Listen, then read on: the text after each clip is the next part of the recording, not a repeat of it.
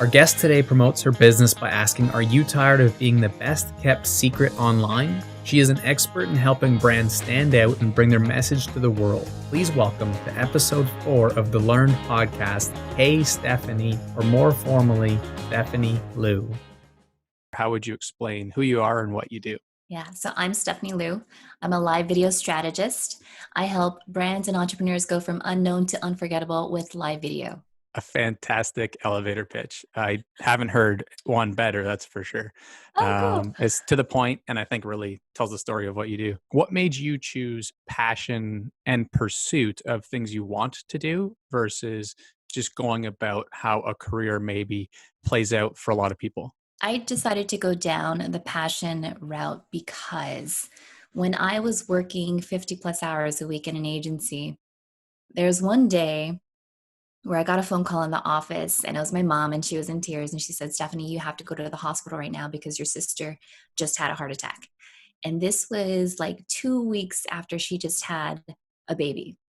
And all in my mind, I was like, oh my gosh, but I have all this stuff that I have to do, and it's going to take me an hour just to get there. And when I finally got there, it took me another hour just to find parking because it was so crowded. It was so packed. And at that time, I was like, what am I doing?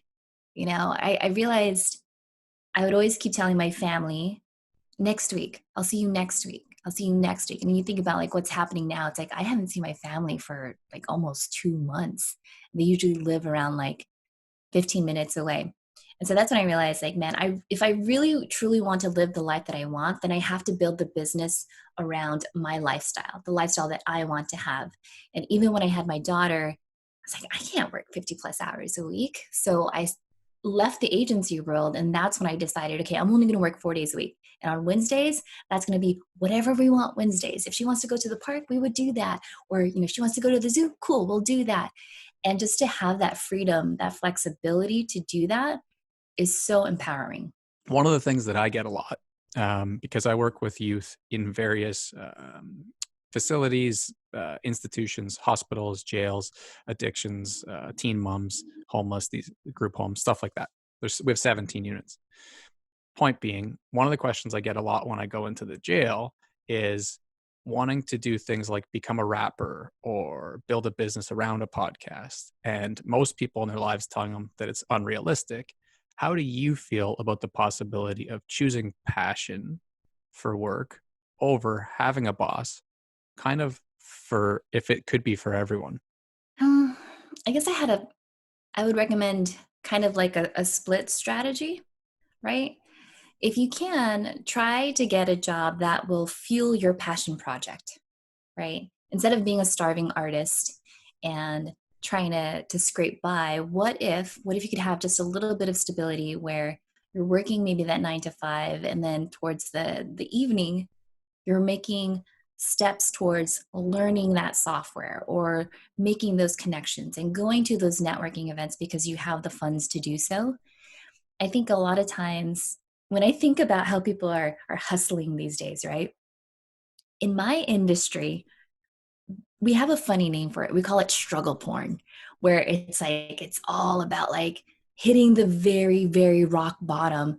And for someone like me, that's too much of a risk, right? So I try to find harmony in it. I try to find a job that would help me do what it is that I need to do in order to pay my mortgage, pay my bills, and all that good stuff, but still gives me that freedom and that flexibility to tap into my creativity, to meet new people and do really fun things. And it's funny when you ask that because I was like, I'm even now I'm still doing it.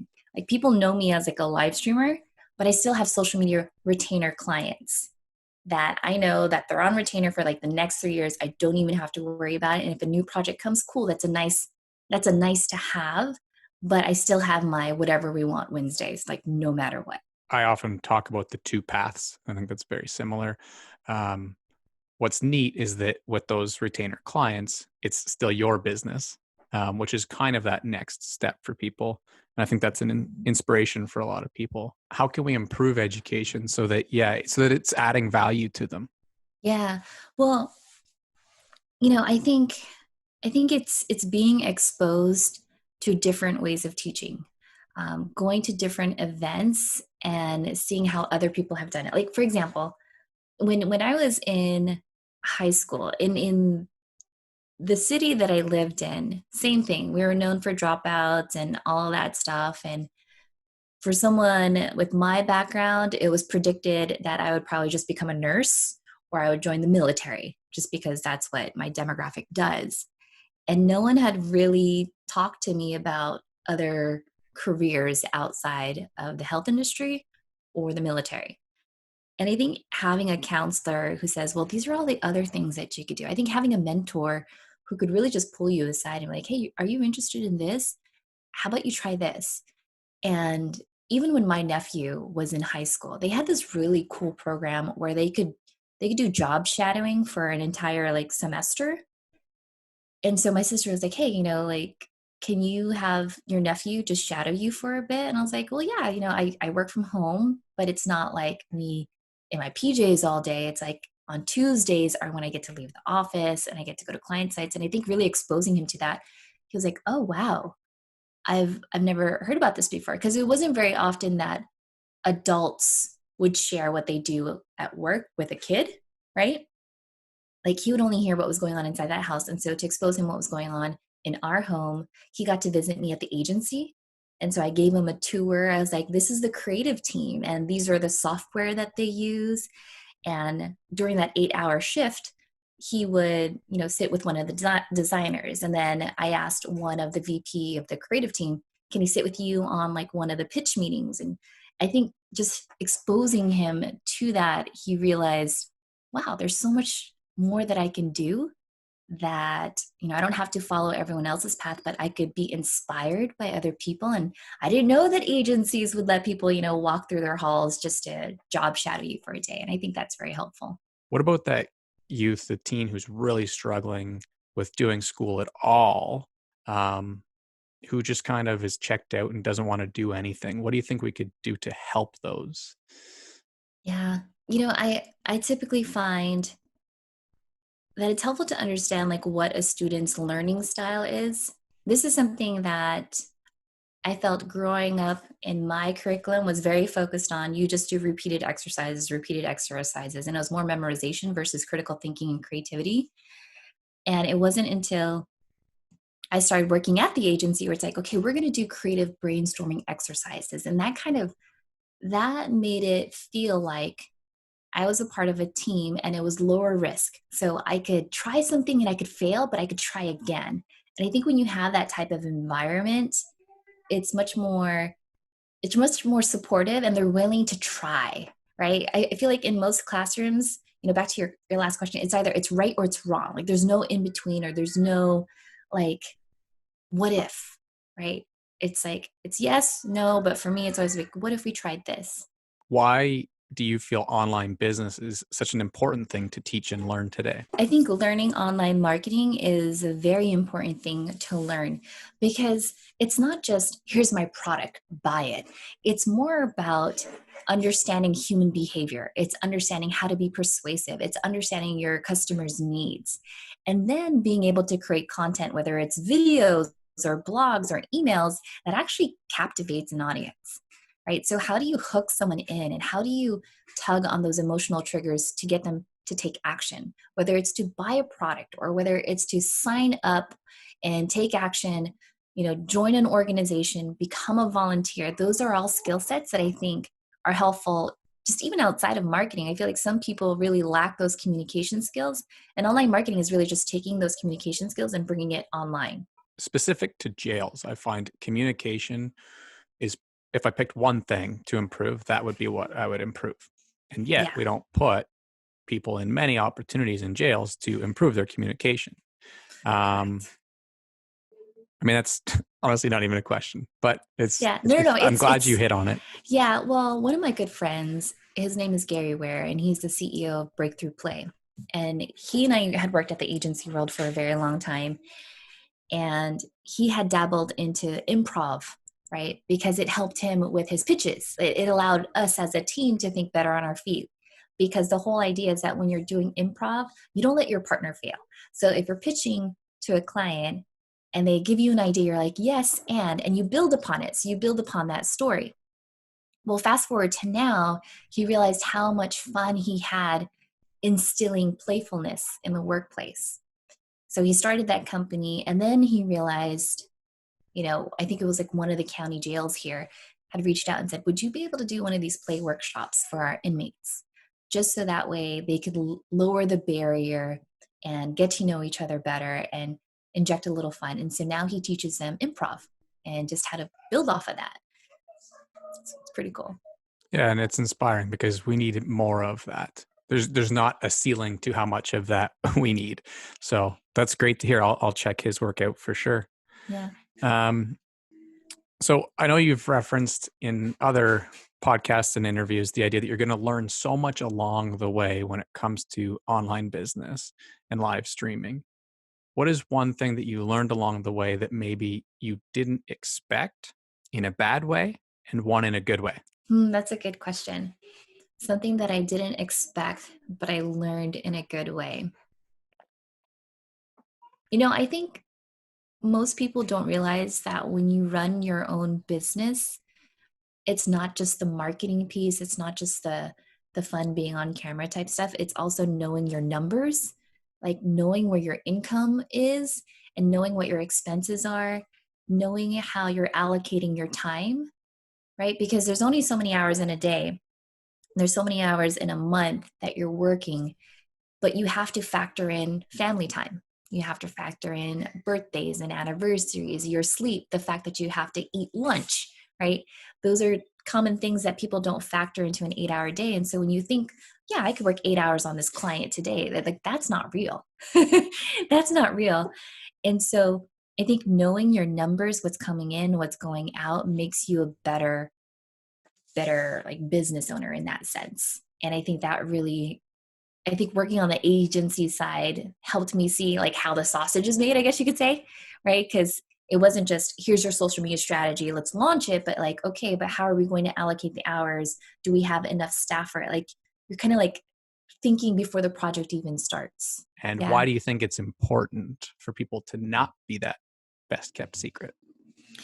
I think if it's something where if you want to be top of mind and tip of tongue, you want people to know you and refer you, you have to put yourself out there. And it's one of those things where people are like, man, I've been in business for 20 years and like my phone's not ringing. Why is that? And it's like, well, are you searchable? Can people find your content? Are you sharing your expertise? And that's where people kind of struggle with that. It's like, well, I don't know what to do. I don't know what to share. And so being that kind of like that Sherpa, just like, okay, well, let's take a look at your content strategy. What are some things that people are struggling with that you could develop content around that? It could be something as simple as how to use an external microphone on Zoom, how to use uh, a different type of camera for Zoom meeting as well. And most people, when they think about the content that's already online, they think it's kind of like Simpsons, where it's like, oh, it's already been done, right?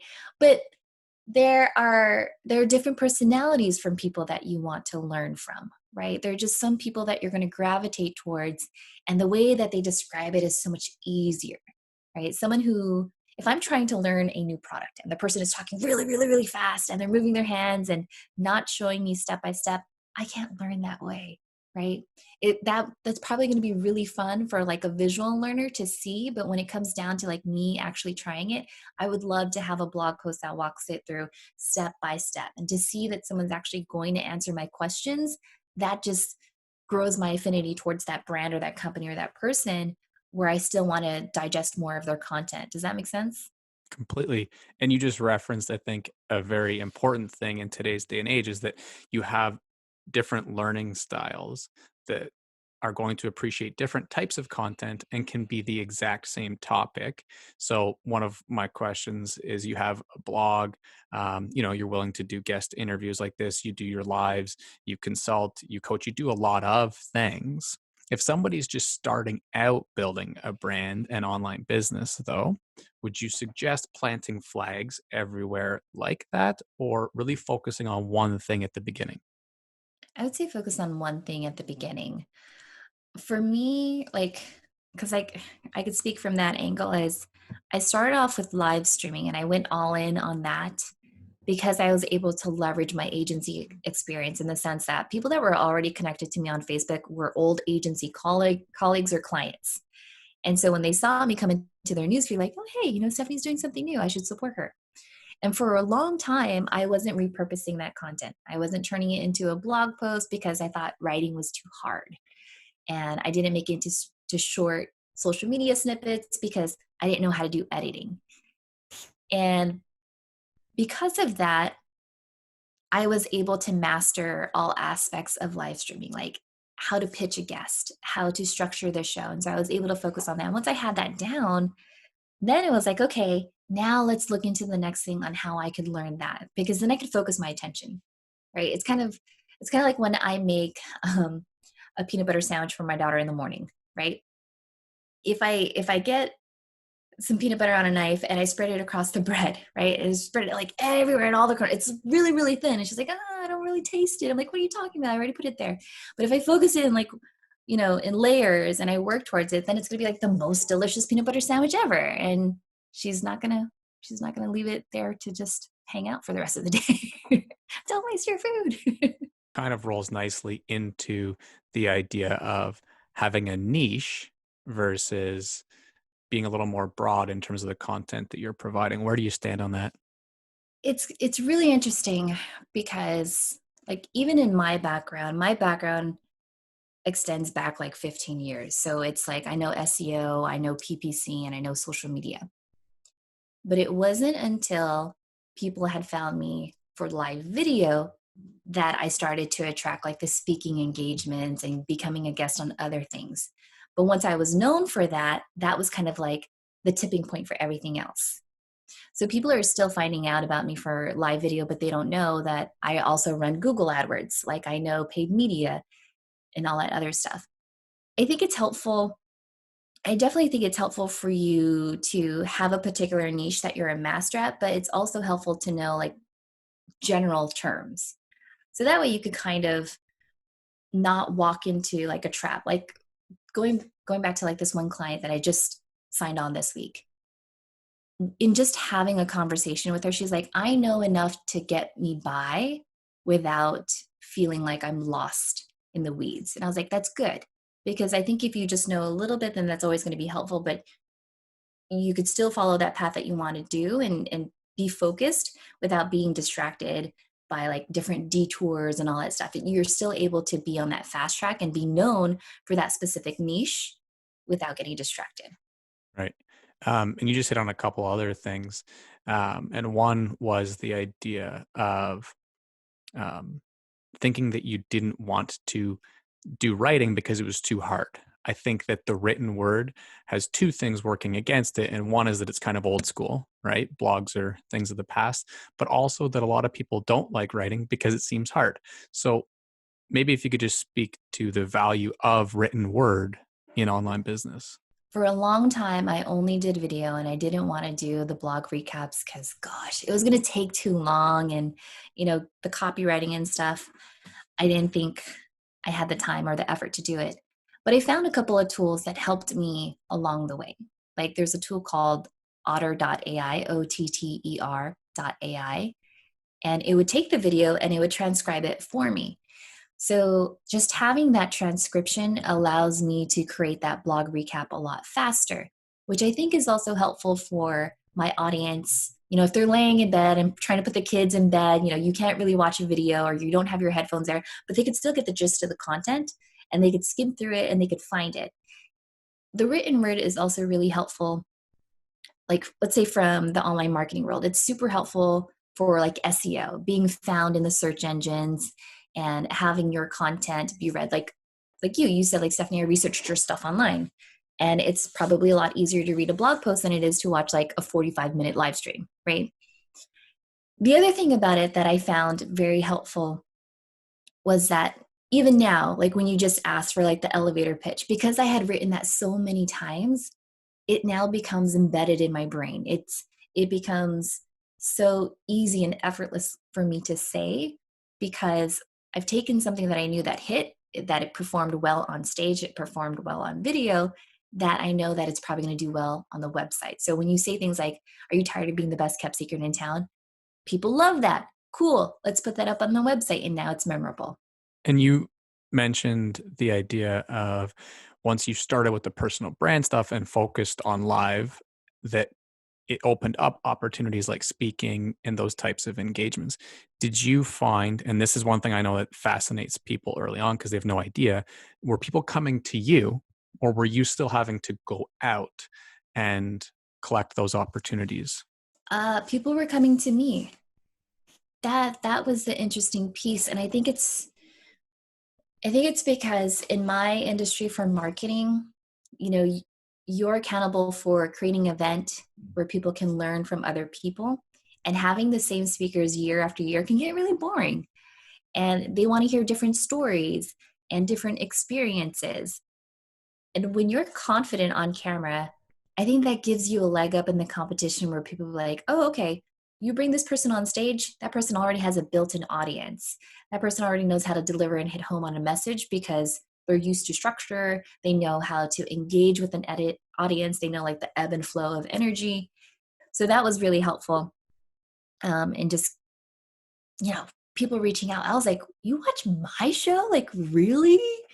The first time, okay, this is a crazy story. The first time I knew that Lights Camera Live was blowing up was I was literally standing in the grocery store checkout line and I heard my voice. I was like, and I thought like maybe my phone was playing.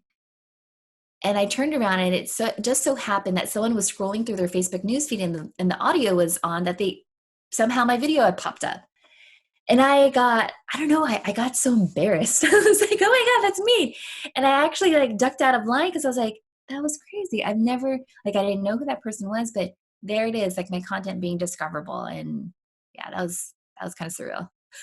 I had the same experience happen to one of my students, and she was only 16, a teen mom who was on the bus, but the girl beside her had a picture of her saved as the background on her phone. She was big in Instagram young, and that was the point where she gave it up, went a Oh, completely different direction, and struggled with the idea of being that person. yeah. So you just used the word embarrassed. I think that's an interesting thing.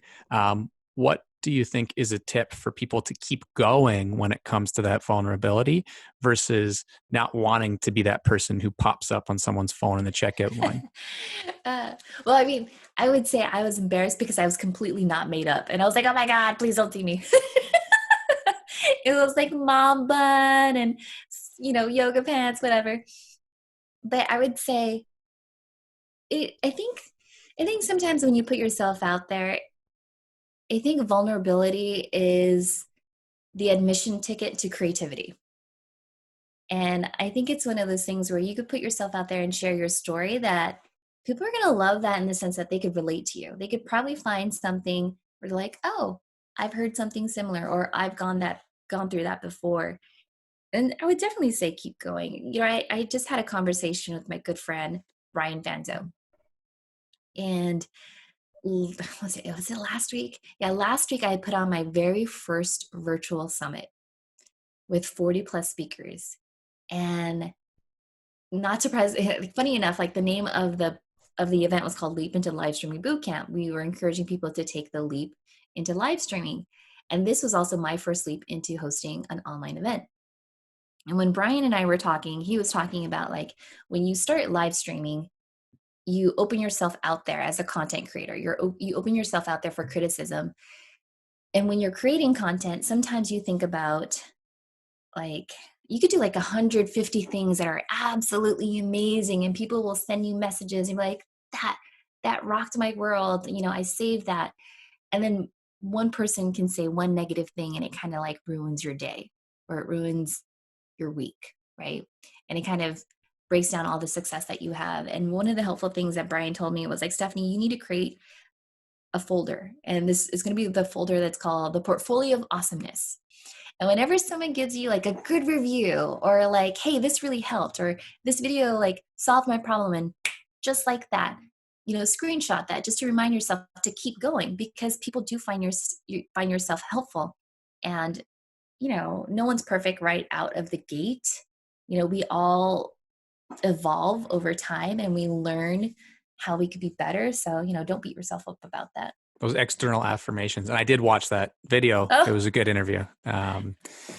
So along this same lines, before we move on from sort of personal branding, I guess, the idea of like a digital guise or a nickname. The reason I ask is, I switched my handle to Just Tries because I brought it up in almost every live stream or every interview I ever did was this idea of trying. And it also had a part of my name in it. But yeah. some people are like confused by it. I noticed obviously that yours still says, "Hey, Stephanie." And I think that's neat because it adds stuff to it. But how do you feel about the idea of people's just regular names versus adding some sort of? I like the creativity of it. I like the Just Tries because it reminds me what your name is. Same thing with Hey Stephanie. That was actually a joke when I was in the office and people always had like a technical question. The coworker that would come by and do their little drive-by question, it always started off as, "Hey, Stephanie." And I was like, dot, dot, dot, what do you need help with? And so that kind of launched the first blog that I ever did was whatever questions they would have, it would become a tutorial. Like, this is the Hey Stephanie site because these are questions that people have been asking me. So I like, the creativity of infusing your name into something that you do. I think that's always helpful. Things that I had struggled with was being a female content creator. And in our family, in our tradition, when we get married, we take on our husband's last name. And so when I did that, I was Stephanie Garcia. And then in my first marriage, it was Stephanie Gully. And I built that brand. And then I got divorced, went back to Garcia. And then I got married again, and now it's Lou. So, so that's where I'm kind of like, oh, okay, it's going to be Lights, Camera, Live. Like, that's the name of the show. And it's funny because even now I know which of my friends have known me the longest. One guy, he just texted me. He's like, "Hey, I needed your help." And it was so funny. Your last name showed up as Garcia. And I was like, oh, that is way back. That's way, way back. That's like high school. Mhm. It's interesting how something like that nickname can last forever, though. And I think that's cool. And that's one of the things that I love doing is helping people find things, whether it's part of their business or their learning pursuits or their passions. But it's really neat to have something that could last forever, Yeah. um, a- against all of those changes. Yeah. That Hey Stephanie can last Well, forever. and then I think even with your name, like if you wanted to have a legacy, like if your daughter wanted to take on your company and do the things that you do and walk in your shoes, like Just Tries is still applicable and it has such a strong story behind it versus like if my daughter Emma wanted to have Hey Stephanie. It's like that doesn't make sense. But she could talk about Lights Camera Live and how like she would always, bomb my live stream shows just to say hi. Yeah, and those videos could be amazing in the future. Those throwback, hey, look at this, what I used to do on mom's live streams. Now I'm doing them myself. Yep. One thing I did want to not forget to talk about is the idea of NLP or neuro linguistic programming, because obviously it's a passion of yours, but it's not a buzzword, I wouldn't say yet. What is it? Neurolinguistic programming is more or less understanding how your mind works. It's understanding that your thoughts and feelings have an impact on the actions that you take and the words that you say. And so, if you were to think of it as like your smartphone, right? Every now and then you have to update the software in your smartphone in order to be more productive, in order for it to work faster, in order for it to get the results that you want it to do.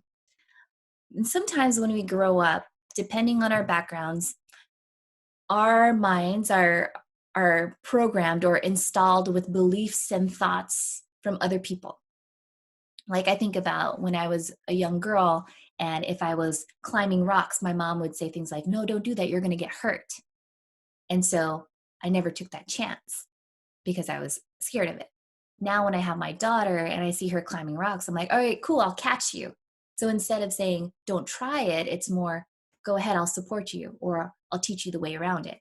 And I think a lot of times when you're an adult and there's certain things where you're like, I'm not willing to take that chance, or that's never going to work for me. You have to stop and ask yourself, why do I believe that?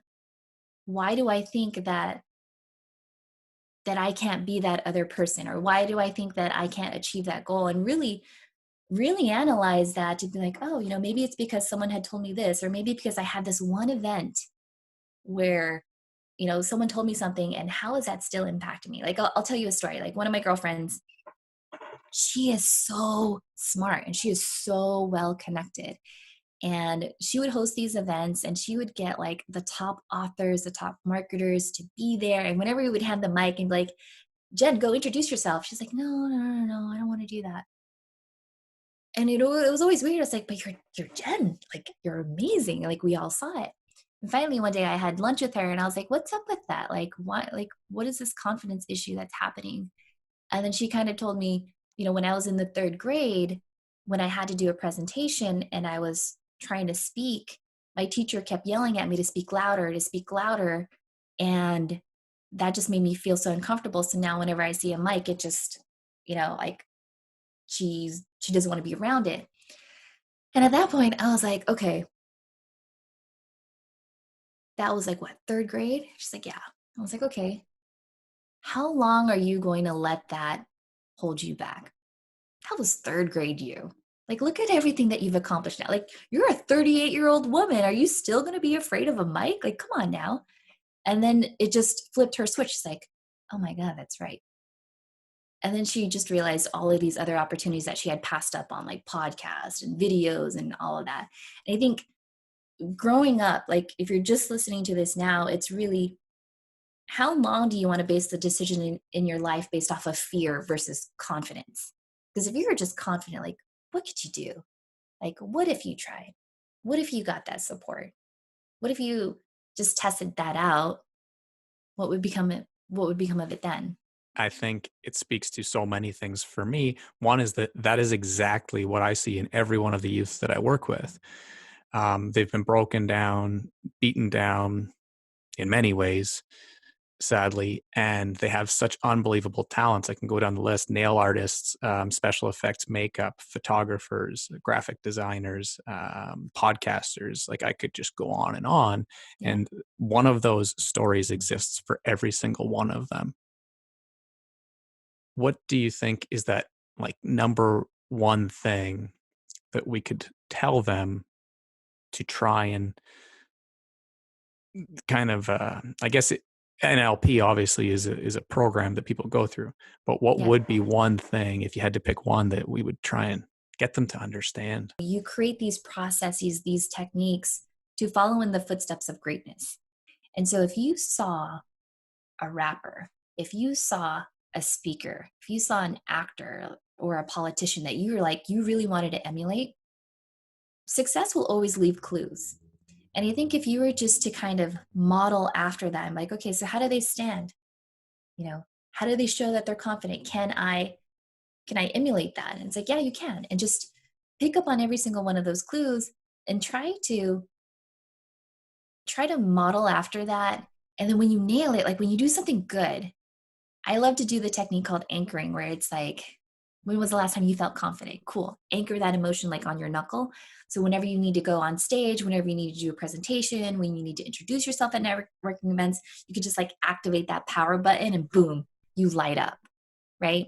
So like even with my daughter now, she's only 5, but I'm trying to teach her how to read or how to do math. And when she gets something right, like, oh, I make a big freaking deal of it. I'm like, oh my God, like she did it.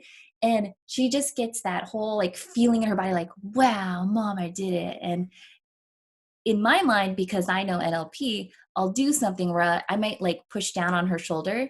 So whenever something happens that's good, I'll always push it there. And so if she's in a bad mood, sometimes I'll just kind of like activate that secret little button and she just like lights up. I'm like, oh, because when neurons fire together, they wire together. So if you were to go ahead and push down on someone's like shoulder after they've done something good, like, oh, you just graduated, that's awesome. Like hold down, squeeze, and they'll remember that.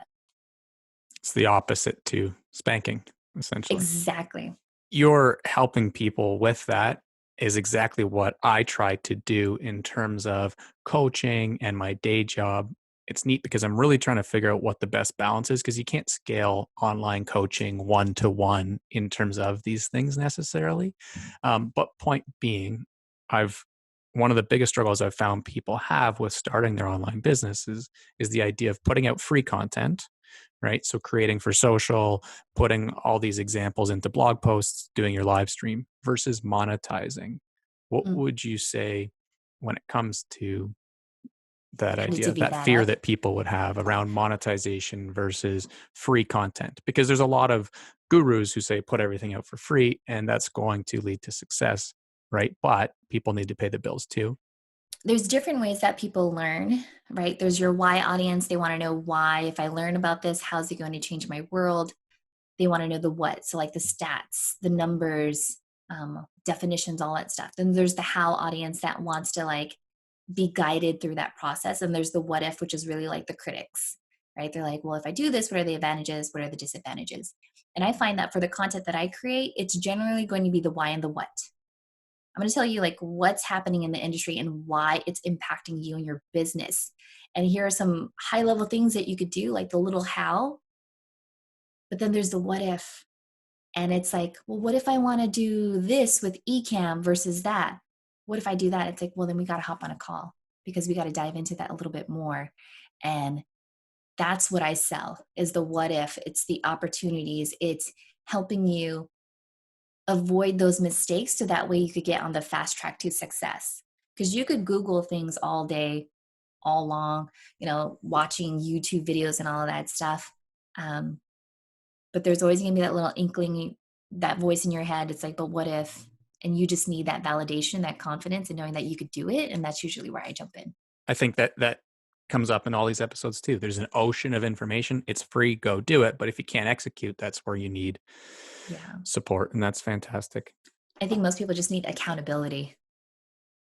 That's another thing. It's just accountability because it's so easy to want to jump around, especially when you're reading like a how-to tutorial, right? You're just going to flip through the manual. But then someone that's going to hold you accountable, like, no, you should have read that warning first before you started that. I don't like jumping in too much of these because it's not my interview, but it's so on point that when I was a personal trainer, I built up a really good ability to sell because I wasn't really selling. People would say things like, well, can you just write the programs for me?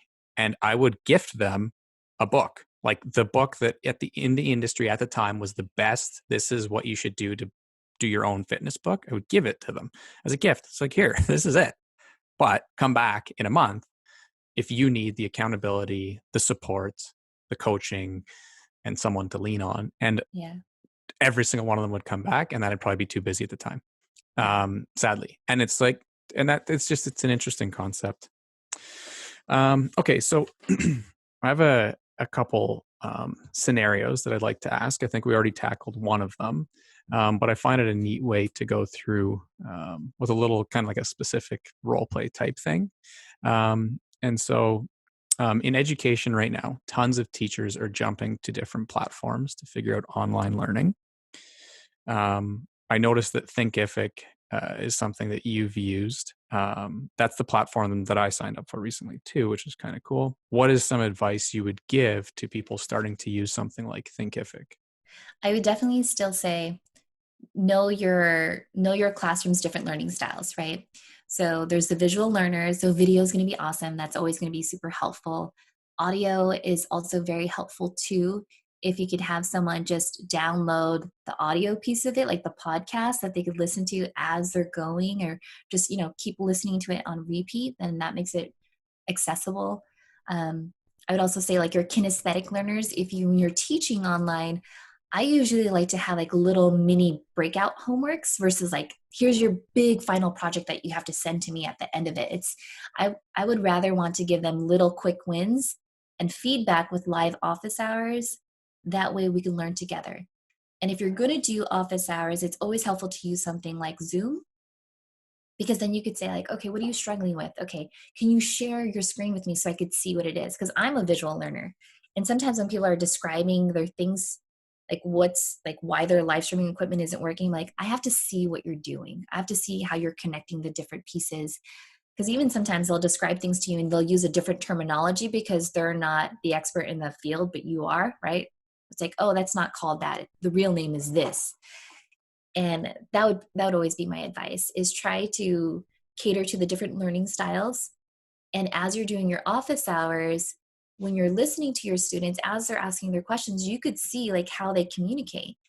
you know you could see that if it doesn't feel right, then you have to make them feel comfortable. Like, what other additional exercises can you anchor that confidence or anchor that knowledge of like, you got this, you know this. If someone's like struggling because they can't see it, is there a different worksheet that you could put together? Is there a different way of tutorial that you could teach them? I think that'll always help. If you could pick just one social media platform for people to use, what would it be and why? If you're looking for connections, then I would say Facebook groups are really helpful, because your Facebook business page is really like your front door. It's like people come there for business to solicit to sell you. But when you have a Facebook group, that's where the party is. That's like the backyard. It's like, oh, you're here for the barbecue? Okay, come to the backyard. All right, cool. Like the kids are, they're swimming in the pool, go grab that. Like that's where the real conversations are happening. And I think when you create a community online for your business or your brand, or if you're looking to learn more about like Adobe Premiere or all these different softwares, joining a Facebook group is always going to be helpful. So what would be some tips to starting building a Facebook group? I would say if you're going to create a Facebook group, in your cover photo, be very explicit about like, what are you teaching? Like, what is this group? What's the mission? Its vision and values? I also think it's very helpful if when you're creating the group, that link that you have, if you're going to promote it on your business, like your website, most people will still link to their Facebook business page, the front door. No, link them to your Facebook group, because that's where they're going to see the real engagement. There's more often than not, you're going to get more engagement, more questions, more comments in your Facebook group than you are in your business page. So show them where the party's at. Like, here's your invitation. Go there. Other ways to promote it would be put it in your email. Or I like Social Media Examiner, where they have the society, and every week I would get an email that says like, hey, we just got a couple of good questions in the group. If you didn't see it, here's the question and here's the link to the answer. So I always found that fascinating. Okay, so the last scenario is pretty specific, and it's you go into as a guest teacher for me for a few minutes. You come in, and we have a teen mom who wants to be a YouTuber, a podcaster. Her passion is photography. She doesn't want to go to college. She wants to be the YouTuber, the podcaster. I get this all the time. So, Sure. how do you approach telling them where to start? To be a successful YouTuber, I would say it's really going to be learning about creating crave-worthy content that people are going to binge off of and watch from beginning, middle to end. Because how you succeed on YouTube is based off of analytics. And if you could get a viewer to tune in the whole entire time, that's going to help you get better results as far as getting your video suggested. So if they watch one video, your video pops up. If you want to be discovered, then it's a lot more helpful that way. So knowing how to structure your videos is very helpful. And you could find that through things by watching other successful YouTubers. Remember, we talked about success always leaves clues. Look at other successful makeup tutorials. What are they doing? How do they hook the viewer in? What are the transitions that they use? How do they, pan the camera? All of that stuff, because that's all done intentionally because they've already done it, right? They're successful because they've already done it. They've already did the analysis. And again, you could model after success and then tweak it to make it your own. That would be my advice. It's That's know your amazing. platform. Yeah. Know your platform, know how it works, and always test, always be testing. I think what's cool is that you could have said, "Don't bother," right? Like these are real scenarios. I go into school, and honestly, how many times do you think other people would tell them that? Right? It's not possible. It's totally possible. And it's funny because I've had this conversation with like my nephew who is like, I want to be a gamer, because he found out that I live stream. He's like, what's the stuff that I use? And I would tell him, well, this is what I use for my marketing stuff. And it would translate over to yours. And again, just having that job shadowing for that full year, he was like, oh, wow, cool. It is possible. Yeah, they just need to see it. So that's kind of the last most important thing that a lot of people think of when they think of your brand. So let's talk live stream. Um, when it comes to why live streaming, why would you say it's important? It's a way for you to directly make a connection with audiences. Most people, they're looking for connection versus perfection. Just the fact that they could get your attention for like the next 30 to 45 minutes, that's valuable to them. Because when you're watching a video and you look at someone's eyes, what happens is that your brain releases these happy brain chemicals. So you get that dopamine, that oxytocin, that serotonin, and endorphins. And if you say that person's name, they've officially etched your name in their hearts because they're like, wow, they acknowledged me. And I think deep dive, just understanding human behavior and human psychology, we all crave to be validated, to be acknowledged. And live streaming gives you that opportunity to do that right then and there. And it's, from a marketing perspective, the way that I would always sell it is it gets you on the fascination fast track to being on a first name basis with key decision makers. And so when you give people exclusive access to you, man, they're going to love you. They're absolutely going to love you. The first time I set up like 8 cameras, tried my best to make it go to every single platform in the world. The next week I went to like StreamYard and was like, well, but StreamYard doesn't allow streaming to Instagram. And I was like, well, I'll use that plus my phone. Anyways, each week it's gotten a little bit better in terms of quality. However, I've gone down to just using Instagram the last 2 weeks. I think most of the engagement was on Facebook. So the funny thing is, in terms of using one platform versus others, what would be some hacks or tips you'd give people? This is kind of like an ongoing debate because some people will say, leverage the platform where your audience already is. And some people are like, no, just stake your claim on a whole new territory. I will say that what worked for me was using Facebook because, again, having that agency experience, I was already connected to those key decision makers. And what's helpful as a live streamer is that when you see those comments come in, like you totally forget about like, man, is this worth it? Because as soon as someone says hi, you're like, oh, Justin's here. You get excited and it just automatically gives you that feedback to keep going. And that's why I would say go where your audience is, because that's where they're going to support you. If you keep going live to a platform where no one knows where you are, it's so easy for you to want to give up, right? But when you have someone that's like cheering you on, even if it's just one, like I remember my very first person that stalked me at a conference was like, oh my God, you're Stephanie Liu. And I was like, what? You know me? You're not my mom? Like you've watched we have been besties. Like she started her show. I'm there. Like I show up. Like I show up for everyone that shows up for me. And every time I'm at a conference, she's like right there, front row. And I'm like, whatever program, whatever it is that I'm selling, like to me, she gets it for free because she's my anchor, right? When I see her and I'm on stage, I'm like, this is it. So I think starting where your audience is going to be at is going to give you that fuel for you to keep that fire burning, to keep going. Because if you go somewhere where no one's there, it's like a tree that falls in the woods. Like, does anyone even hear it? But if you do it where someone else is and they're going to cheer for you and they're going to echo and they're going to share, then by all means go there. The reason for my wanting to, and I think a lot of people wanting to do it everywhere, is the efficiency piece, right? If it's recording now, might as well be able to use it elsewhere. So on the tech side of things, in terms of repurposing that or sharing it, that would be the strategy. But I think some of them are better for that. Do you think Facebook is the strongest for that too? Yeah, I think with Facebook, because you're dealing with algorithms, you could repurpose content as many times as you want because they probably didn't see it the very first time. Whereas on YouTube, if you were to repurpose over and over because you're probably using the same keyword tags and like different slides of descriptions, they could watch one video and be like, oh, that was the same video. You just hacked it a different way, but okay. So it makes it a little bit confusing over there. But on Facebook, I feel like you could post on your profile, your groups, your pages, and all that other stuff. One thing that I'm sure you see a lot is people being hesitant to do it when they're monotone, they're kind of passive. I actually naturally I'm kind of like that in terms of being introverted. Yeah. What would your advice to that group be? There's some of us where it's like, if you want your audience to be like excited and engaged, you have to do the same, right? Because they're going to follow through you. It's like the mirror neurons that you have in your brain. If you could see that someone else is doing it, they're going to mirror it exactly the same way. So if you wanted more comments, then you would do that.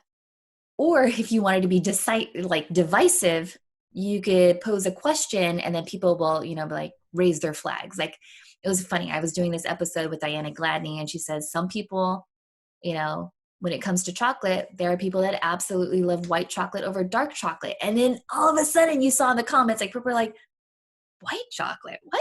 Like they're all like disgusted. And then you'd have other people like, no, I love white chocolate. And then you have this white chocolate versus dark chocolate. But you know, it's different ways that you could get that engagement. I would say that if you're monotone on camera, that's okay. That's all right. There are people that love movies that go at like a slower pace. There are some movies that love like Marvel Studios and Avengers where it's all just smash, crash, and all of that stuff. Just depends on what your audience is going to be like. Be yourself. I wouldn't ever tell anyone to try to be, someone else. Be you, and people will naturally gravitate towards you. If they like you, awesome. If they don't like you, cool. You know who your tribe is. You don't have to change yourself. Just be yourself and still deliver that content. Does Lights Camera live stream? I know obviously it's on Facebook. Do you tend to go live only on Facebook still? It depends. It depends really. If it's just me, I'll go live on multiple platforms. If it's a guest and the guest wants to share a screen, then I'll probably use like a different platform for that.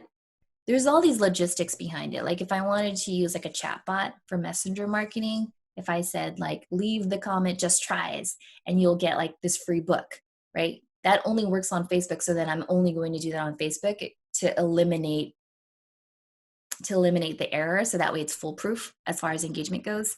But yeah, I mostly go live on Facebook just because of the chatbot stuff.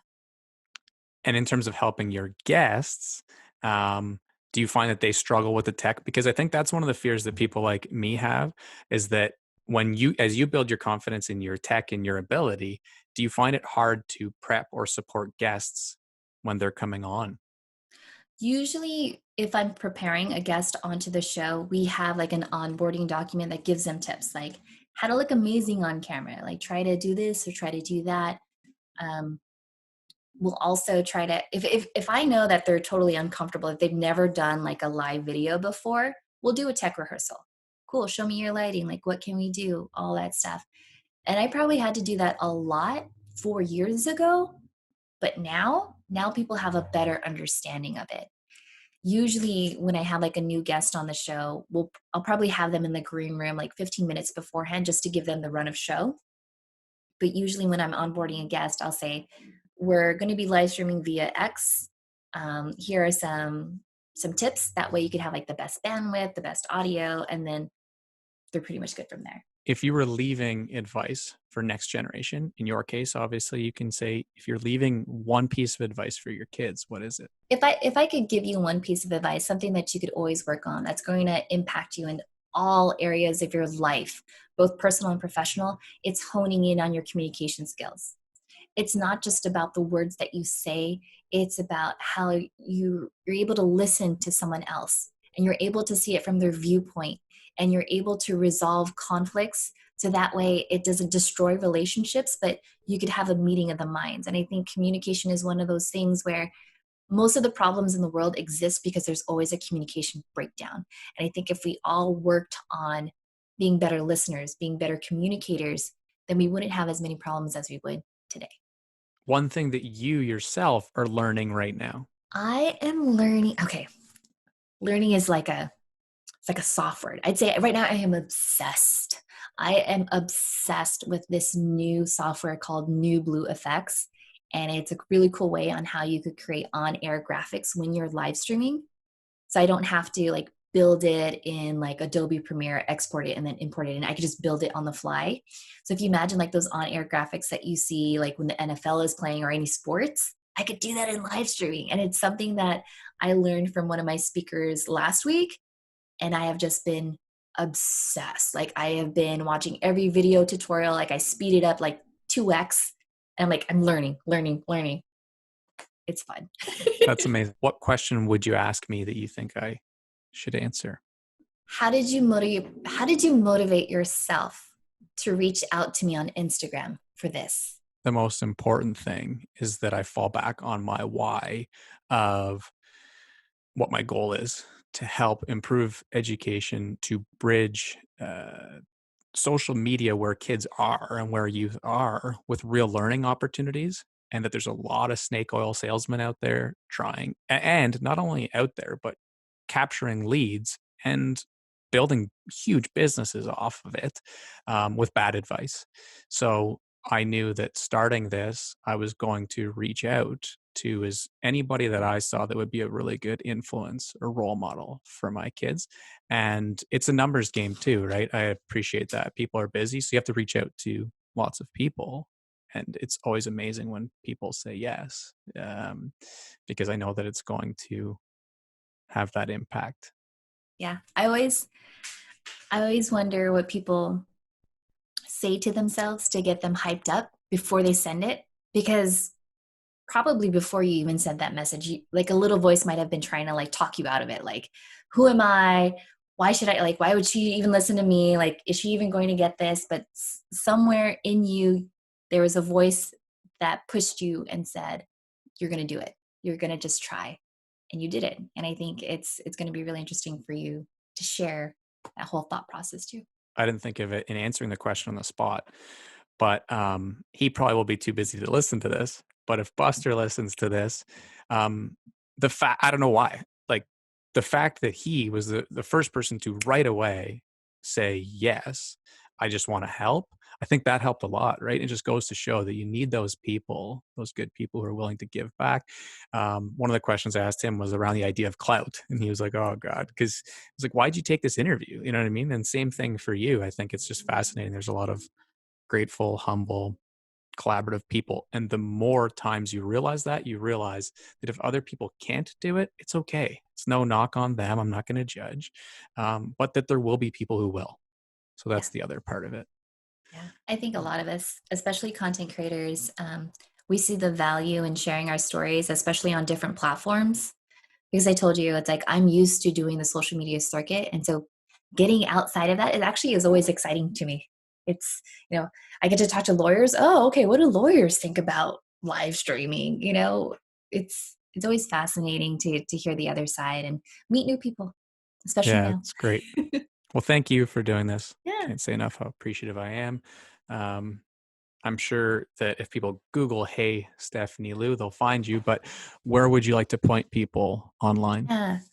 I would say if you just want to poke around, if you want to take a look at content, lightscameralive.com is the best place to go. If you want to see the quirkiness, the things that I'm testing, the things that I'm geeking out on and being obsessed with, then that's where you're going to go to the Facebook group. And you're going to meet some of my amazing friends in there. And just search for social media strategist on Facebook, and you'll see me in the cover photo. And then come on in. I You're will. always welcome. All right. Well, thank you very much again. All Appreciate right. it. All right. Well, I'm jumping into the next live stream. So thank you. That's awesome. Thank you. See you. Bye.